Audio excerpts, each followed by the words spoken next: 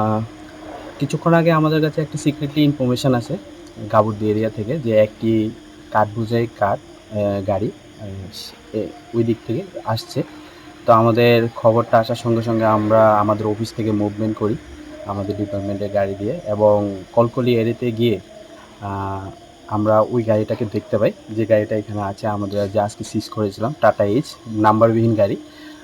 সেই গাড়িটি আমাদের দেখা মাত্র সেটি ভাগার চেষ্টা করে, আমরা অনেকক্ষণ সেটাকে উম, উম, ধাও করার পরে সেটিকে আমরা আয়ত্তে আনতে পারি, এবং গাড়ি থেকে যে ড্রাইভারটা ছিল ওইটা ভেগে যায়। তাকে ধরার অনেক চেষ্টা করি, সে লুঙ্গাতে লাফ দিয়ে, জঙ্গলে অন্ধকার ছিল তাই ধরতে পারিনি।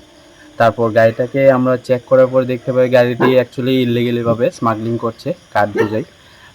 তো আমরা এটাকে সিজ করে আমাদের অফিস পক্ষে নিয়ে আসি, এবং আফটার ইনভেস্টিগেশন দেখবো গাড়িটার মালিককে, তার বিরুদ্ধে আমরা একটা লিগ্যাল অ্যাকশন নেব।